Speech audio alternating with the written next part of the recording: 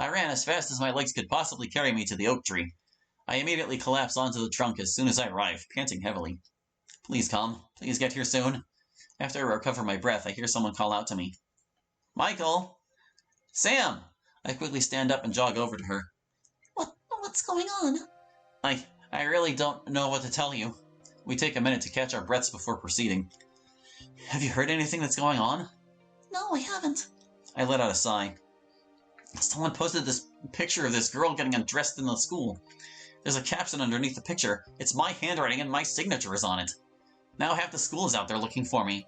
Sam stares at me in total stunned silence. She takes a step back from me. Sam, wait! I didn't have anything to do with it. You have to believe me. I'd never pull something like that. I'm not Shiro. I say as I collapse to my knees in front of her. I have no idea why this is happening. I don't know who the girl is or how or why my signature is on that photo.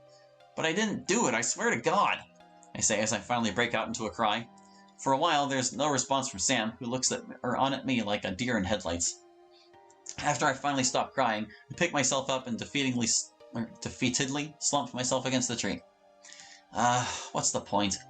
You don't believe me, do you? The guy you thought you knew turned out to be this total piece of shit, didn't he? I crack a self-deprecating laugh. You probably think I'm this monster of a human and you don't want anything to do with me because of this. No one's ever going to look at me the same way ever again. For something I didn't do. I guess I am like Shiro, only I didn't actually do anything this time. I blew the one chance I had to get to know you and make a new friend here, especially since my first group of friends here fizzled out. That's what I was upset about last week when you found me here, remember? Sam silently nods. Yeah, it was about them. I made a horrible choice to leave that group because I found out that Shiro actually did the whole poem thing.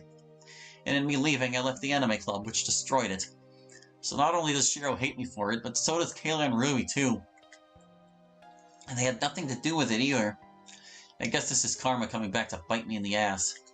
I let out a long sigh as I throw my hands in my face. If you're going to turn me in, you might as well just go and tell them where I'm at. I'm not moving from this spot. Besides, if I try to run, the cops will just come and get me. My life is probably over. I've lost everything. My friends are gone, my family has been split in two, my reputation burned to ash. It's all gone.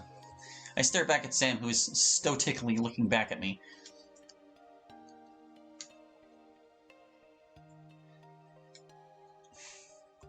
I believe you. What? You wouldn't do something like this. I know you wouldn't. I may not have known you for very long, Michael, but the fact that you've gone out of your way to be nice to me, to be my friend, and how you just laid out everything to me just now, I believe you. I can't believe it. She actually trusts me. I managed to crack a small smile, and Sam returns one to herself. Thank you. You'll get through this somehow. I don't know how much help I can be, but I'll try to help you. That's a promise. Sam flexes her pinky out to me. I have a slight feeling of deja vu, but I'm so exhausted that I just go with it. I interlock my pinky with hers and shake on it. You don't need the apostrophe. That's like her is. Okay, so what do I do? Sam thinks silently to herself for a moment before looking back at me. There's really not a whole lot you can do. Not right now, at least. You said that they're searching for you. Yeah, there's a literal mob looking for me. They think I'm guilty.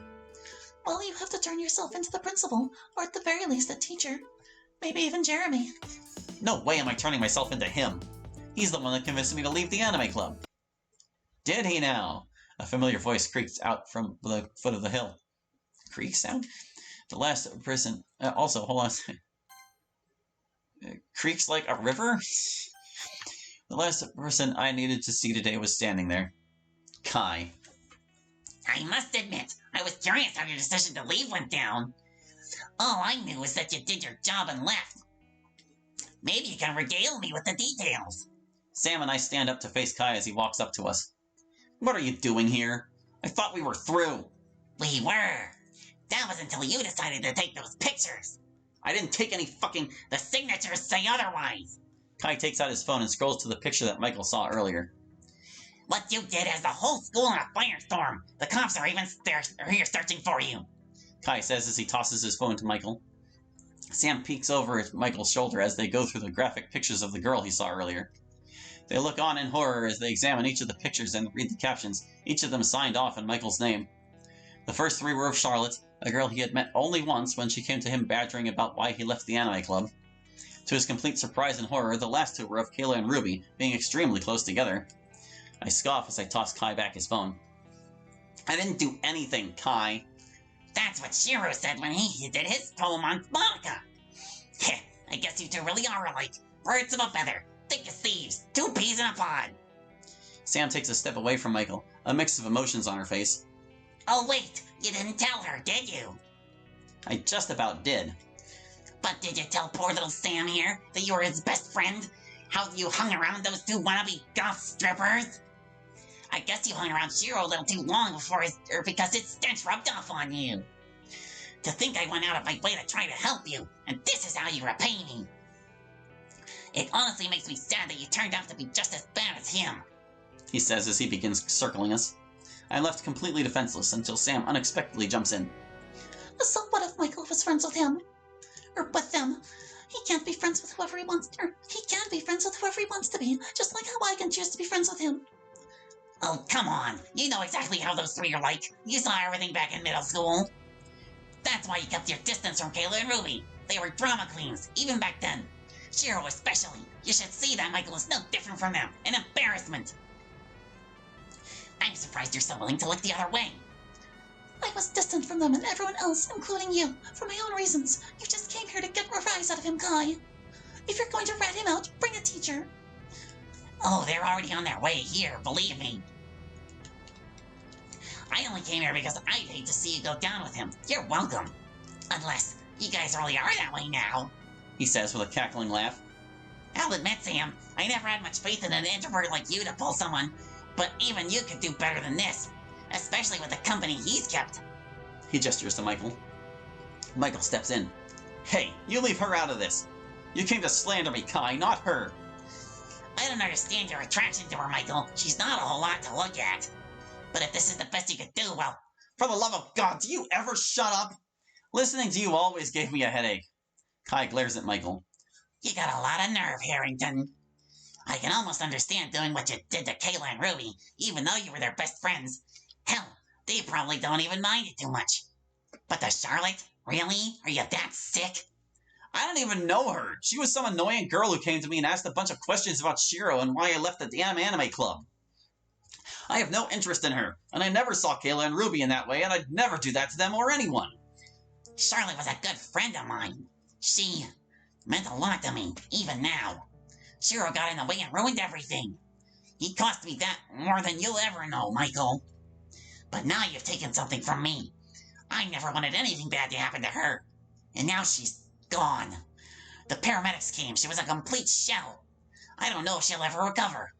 Kai says, sounding like he himself is on the verge of tears. Does Shiro know? I don't know, and quite frankly, I don't really care if he does. What matters the most to me is that you face justice.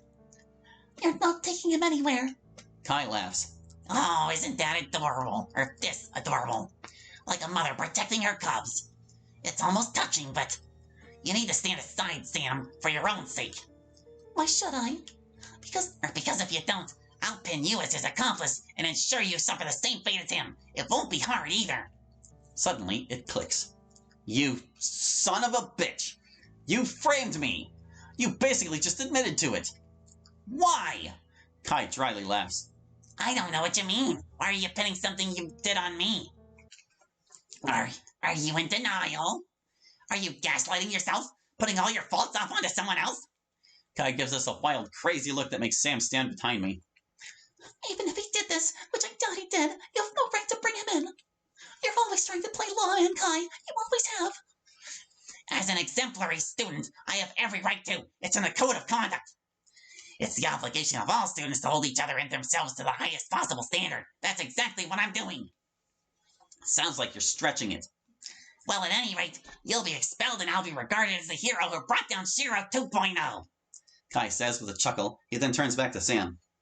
Michael's a lost cause. Don't bring yourself down with him. I think I'll take my chances. Kai scoffs. And here I thought you were the smarter than that. Michael and Sam stare off with Kai. For a moment, time stops as the three wait with bated breath to see who will make the first move. As luck would have it, Kai took the plunge. Kai lunges out onto the ground, grabbing a thick stick and throws it like a tomahawk at me. Sam suddenly steps in between me and Kai. She lets out a painful cry as her face catches the stick. She stumbles backwards, clutching her face. That does it! I charge Kai at full speed, tackling him off his feet and sending us tumbling down the hill. Michael! Sam cries out as we go tumbling down the hill. We reach the bottom of the hill, sprawling out onto the grass. I managed to get up first. Kai, disoriented, sheepishly stands himself up. I charge at Kai, swinging my fist and connecting hard with his jaw. Gah! Kai readjusts his glasses and lunges forward, backhanding me hard. I stumble backwards as he continues his advance on me. I try to tackle him yet again, but he sidesteps my lunge. He then delivers a strong kick to my hip. I yelp in pain. Michael! Sam says as she frantically runs down the hill towards me, but she trips and tumbles down herself. Sam! Kai then picks me up from behind, putting me in a headlock. Not knowing what else to do, I bite down hard on Kai's arm. Ah! He delivers a knee to my back and then throws me back onto the ground. I land face first in a puddle of mud. I try to stand myself up, but he walks over and steps on the back of my leg hard, in which I let out another painful yelp. You fucking bit me?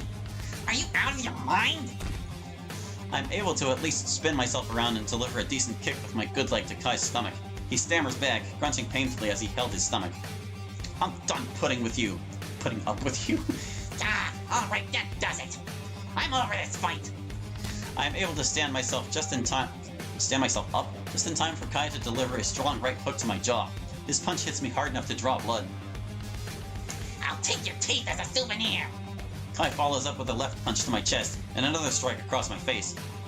I try to retaliate, throwing a punch of my own, but Kai manages to catch it. I try throwing another punch with my free hand, but he catches that as well. He then twists my arms in the opposite direction, making me scream in pain as I try to pull away. He then uses his leverage and throws me in his direction, making me stumble and nearly fall. Before I even get the chance to fall, Kai manages to grab me by the back of my collar and reverse my momentum towards him. He then grabs my arm and locks onto it. I'm able to lean back just enough to land a small punch to his mouth, which only succeeds in briefly stunning him before he begins to twist my arm the other way. I can feel my bones begin to crack as he twists. I scream out in pain. I bash the back of my head into Kai's face, resulting in him letting go and grunting in pain.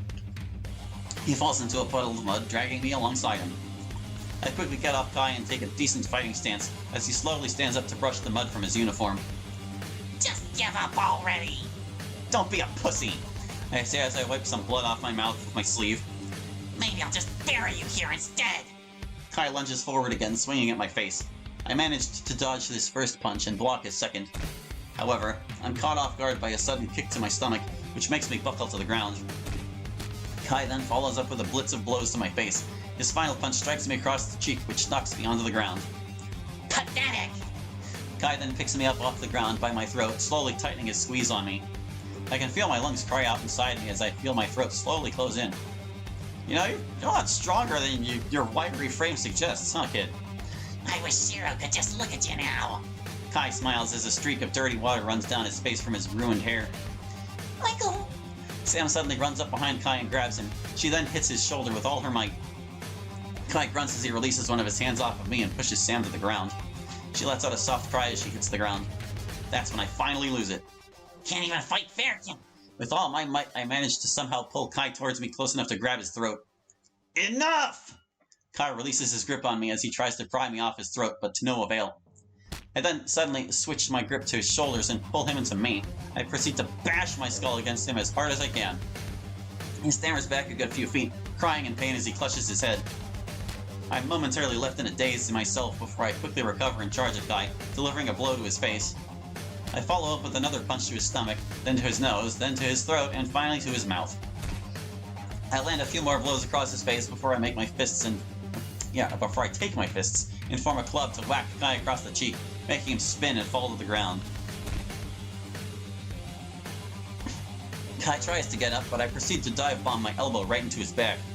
Kai lets out a cry for help. I then deliver a strong punch to the back of his skull, which makes his face land in the muddy grass. He tries to get up, but I stomp on his back. He screeches in agony. Screeches. I try to pick up Kai, but he's able to push me away. He stands in front of me as his legs wobble uncontrollably, blood and mud running down his face, his breathing heavily labored. These are both sentence fragments. I need to put commas instead. It doesn't look like he can take much more of this. Kai lunges and throws a weak punch at me, but I'm able to easily deflect it and follow up with my own punch to his already bloodied face. He staggers backwards. I then grab him and deliver another strong punch to his face. Kai falls to the ground, and I quickly lower myself onto him to prevent him from escaping. Good God. The world around me turns to a haze as my arms seems to take on a mind of their own, launching themselves into various spots around Kai's face. All the crap he's put me through. All the crap he's put his school through. Oh, the nerve of him trying to hurt Sam. This guy needs to be taught a lesson. I unrelentingly follow up one punch with the next. Unrelentingly, maybe? Kai letting out a painful groan as blood flies everywhere. Not sure if it's from his face or my fist at this point. You're gonna pay, Connolly! You're gonna pay for framing me! You're gonna pay for all the abuse you've done to others! This is your fucking lesson, Kai! I'm not sure if those words ever left my mouth or not. All I know is that I stop punching Kai when I feel someone grab me from behind. That's enough, Michael. It's over. Stop it. I can't feel my fists. Did I break them?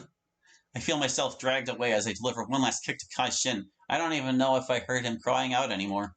I'm pinned to the ground by Mr. Hara and Mr. White. I hear my ears ringing as the whole world around me bounces up and down controllably. I see Mr. Hara's lips moving, but I don't hear anything he says. I look over his shoulder to see Sam standing there, utterly mortified. She looks over to Kai, and then just simply walks away. Sam! I manage to stammer out. I don't know if she heard me. As Michael lays on the ground, Jeremy approaches the scene, running over to Kai. Is he all right? He's looked better. Kai, can you hear me? Jeremy bends down, examining Kai. Kai lets out a bloody cough. Oh, we need to call an ambulance right away. Mr. White nods as he takes out a radio and calls for an ambulance out in the field by the oak tree. I look off in the distance to see Sam walking away. I spot 3 more people running towards her, but I couldn't make out who it was. I then lean back against the grass and stare up at the sky, bracing for the world of trouble I've brought upon myself.